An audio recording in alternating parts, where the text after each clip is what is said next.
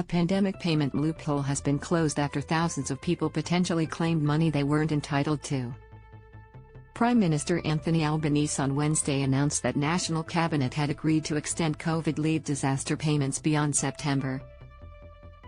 Watch the video above. COVID isolation cut down to 5 days. For more personal finance-related news and videos, check out Personal Finance. The payments were set to expire at the end of the month, but will now remain in place for as long as mandatory isolation periods are in effect.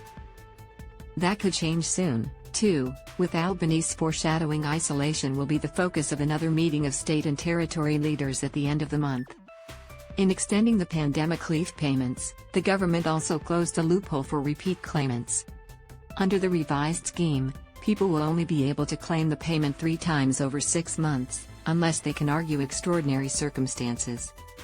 It's not impossible for people to be infected more than 3 times over 6 months, with health officials in July revising the reinfection period down from 12 weeks to 4 weeks. However, data from Services Australia showed that more than half of all people claiming the payment in the 6 months to June 2022 were claiming it more than once.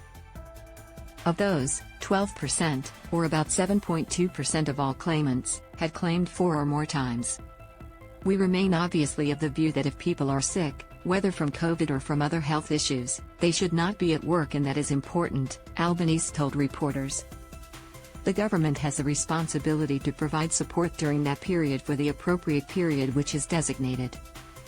The cost of the pandemic leave payment is split 50-50 between the federal and state or territory government.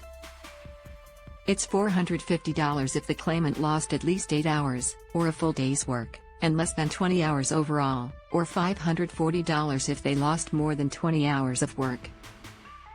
More than $2.2 billion in pandemic leave has been paid since the scheme was implemented.